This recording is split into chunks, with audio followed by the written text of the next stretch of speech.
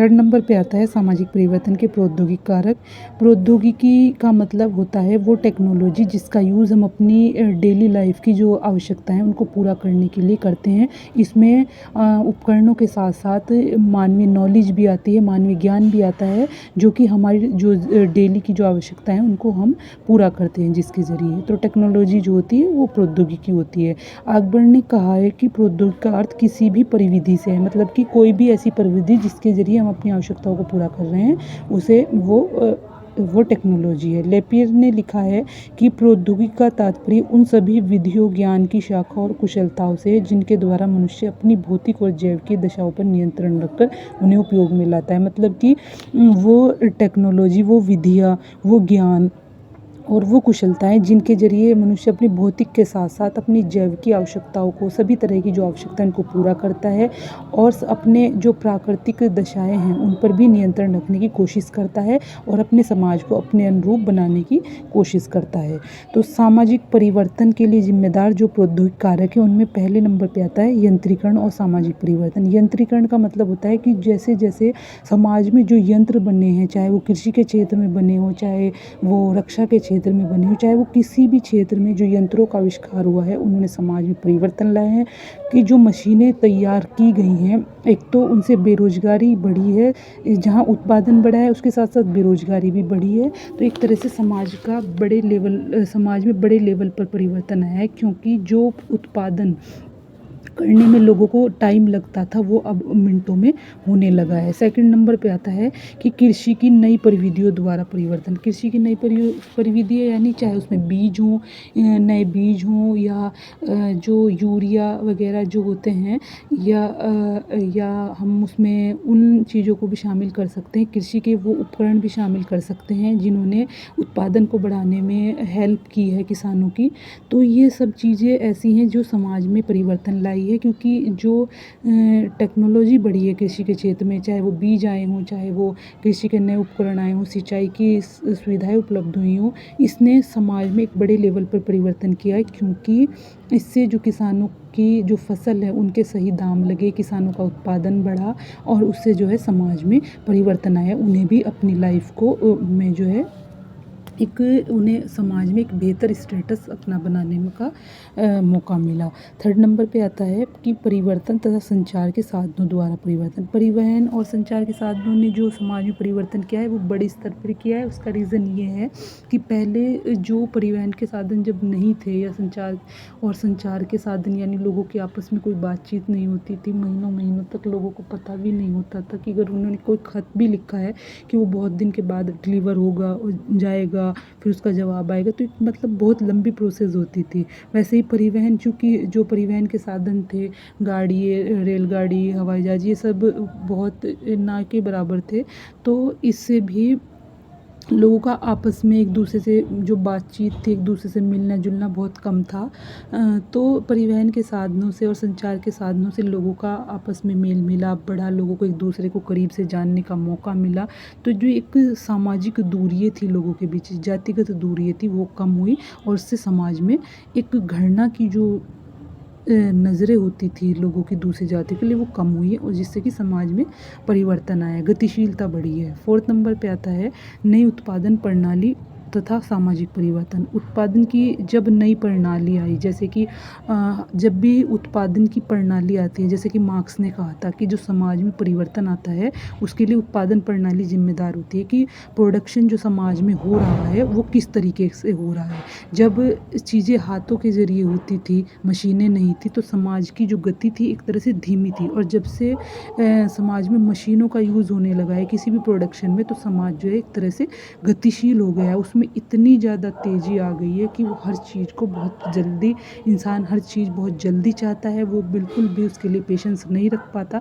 तो ये सारी चीज़ें नई उत्पादन प्रणाली से परिवर्तित होती हैं। समाज में जो उत्पादन की, जैसे पहले कृषि थी, उत्पादन का जो ज़रिया था, ज़्यादातर लोग कृषि के ज़रिए अपनी जो ज़रूरतें उनको पूरी करते थे। फिर धीरे धीरे लोगों ने छोटे मोटे जो उद्योग धंधे थे उनको लगाना शुरू किया। फिर उसके बाद जब से औद्योगिकरण आया तो समाज में लोगों ने जो अपनी जो किसान थे उन्होंने भी अपनी गाँव छोड़कर शहरों की तरफ पलायन किया। तो इससे भी समाज में बड़े लेवल पर परिवर्तन आए, जिससे कि संयुक्त परिवार टूटे, एकाकी परिवार बने और शहरों में जो है बहुत लोग बसे, नगरीकरण में वृद्धि हुई। तो ये सारे परिवर्तन इसी के ज़रिए आए, जो प्रौद्योगिकी यानी जो टेक्नोलॉजी समाज में है उससे। 5th नंबर पे आता है प्रौद्योगिक ज्ञान द्वारा परिवर्तन। प्रौद्योगिक ज्ञान का मतलब होता है कि टेक्नोलॉजी ने बहुत सारे ऐसे लोगों को सोचने समझने का, उनका जो सोचने समझ का नज़रिया था वो बढ़ाया।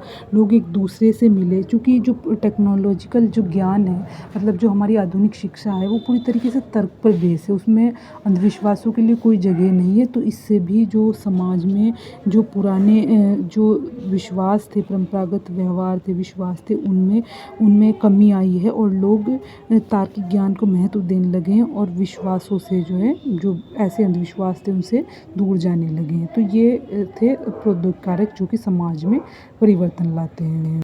4th नंबर पे आता है सामाजिक परिवर्तन लाने वाले आर्थिक कारक। तो जब आर्थिक व्यवस्था में कोई परिवर्तन होता है तो जो समाज होता है वो पूरी तरीके से बदल जाता है। मार्क्स ने भी कहा था कि जब उत्पादन प्रणाली बदलती है, यानी जिससे कि हम समाज में उत्पादन कर रहे हैं, जब वो बदलता है तो समाज का जो ढांचा होता है वो भी बदल जाता है। जैसे कि पहले क्या था कि जो उत्पादन होता था वो हाथों से होता था या छोटे छोटे कुटीर उद्योग होते थे, लेकिन जैसे जैसे उन कुटीर उद्योगों की जगह औद्योगिकरण ने ली, बड़े बड़े उद्योग लगे, फैक्ट्रियाँ लगी, तो उससे जो समाज में परिवर्तन था वो तेज़ गति से होने लगा। संयुक्त परिवार जो थे वो टूटे, एकाकी परिवार बनने लगे, लोगों ने गांव से शहरों की तरफ पलायन करना शुरू कर दिया। उन्होंने खेती के जगह किसी फैक्ट्री में, कारखानों में काम करना शुरू कर दिया। तो ये आर्थिक व्यवस्था ही थी कि जिसने जो समाज को पूरी तरीके से बदल दिया, कि जहाँ समाज में लोग एक दूसरे से रेयरली मिलते थे, वो अब अपने गांव को छोड़कर शहरों में जा बसे और उनकी जो लाइफ है जो पहले से पूरी तरह बदल गई। तो उत्पादन प्रणाली में जब परिवर्तन आता है, अपनी विभिन्न आवश्यकताओं को पूरा करने के लिए जिन उत्पादन के साधनों, तरीकों और ज्ञान का इस्तेमाल करता है, वैसा ही समाज का स्वरूप हो जाता है। जैसे उत्पादन प्रणाली वैसा समाज, यानी कि उत्पादन प्रणाली वही होती है कि जिससे कि हम अपनी ज़रूरतों को पूरा कर रहे हैं, फिर वो जिस तरह की हैं। अगर आप धीरे धीरे कोई काम कर रहे हैं, जैसे कि पहले होता था लोग अपना काम हाथों से ही किया करते थे या छोटे मोटे कुटीर उद्योग थे, तो वैसा ही समाज था, उसमें कोई भाग दौड़ जैसी कोई चीज़ नहीं थी। लेकिन जैसे जैसे मशीनों ने उत्पादन का काम ले लिया है तो समाज भी वैसा ही हो गया है। तो वो आर्थिक कारक जो समाज में परिवर्तन लाते हैं, उनमें है उपभोग की प्रकृति। जैसे कि उपभोग का मतलब होता है किसी चीज़ को यूज़ करना। जैसे कुछ समाज ऐसे होते हैं कि जहाँ समाज में कुछ लोग ऐसे होते हैं कि जिन्हें अपनी जो ज़रूरी ज़रूरतें हैं उन्हें पूरा करने के लिए जो है उनके पास संसाधन होते हैं, और कुछ लोग ऐसे होते हैं कि उनका जीवन स्तर जो है बढ़ा हुआ होता है और वो उनके पास ज़रूरत से ज़्यादा चीज़ें होती हैं उपभोग करने के लिए, और वो जो परंपराएं प्रथाएं होती हैं उनको भी नहीं मानते, उनसे ऊपर उठकर वो अपने जीवन में उपभोग करते हैं। तो ये जो अव्यवस्था है, मतलब कि कुछ लोग फिर ऐसे भी होते हैं कि जो गरीबी में आते हैं, कि जिनके पास वो जो न्यूनतम सुविधाएं हैं वो भी नहीं होती। तो ये जो पुअर जो ये लोग होते हैं कि जिनके पास ज़रूरी चीज़ें भी नहीं है, यही समाज में ऐसी परिवर्तन लाते हैं, राजनीतिक क्रांतियाँ, क्योंकि उनमें एक असंतोष दिखाई देता है कि उनके पास ज़रूरी भी चीज़ें नहीं हैं उपभोग के लिए। तो इन्हीं की वजह से राजनीतिक और आर्थिक जो व्यवस्था है उसमें परिवर्तन आता है। 2nd नंबर पे आता है उत्पादन की प्रणाली। उत्पादन की प्रणाली जिस तरह की होगी वैसा ही समाज में जो है सामाजिक परिवर्तन होने लगेगा। उत्पादन की प्रणाली में उत्पादन के साधन, उत्पादन की नीतियाँ, तकनीकी जिसका आप इस्तेमाल करिए, ये सब आते हैं।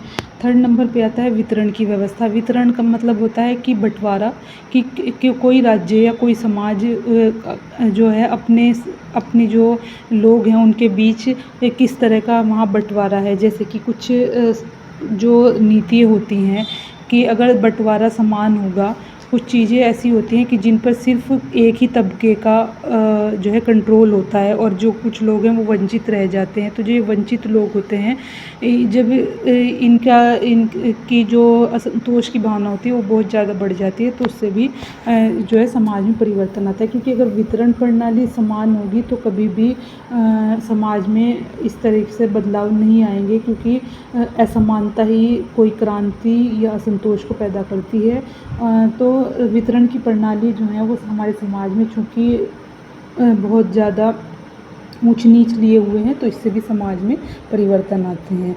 फिफ्थ नंबर पे आता है श्रम विभाजन। श्रम विभाजन का मतलब होता है कि श्रम का विभाजन इस तरह हुआ है कि हर व्यक्ति अपने काम को जानता है और वो दूसरे काम के लिए दूसरे पर डिपेंड है।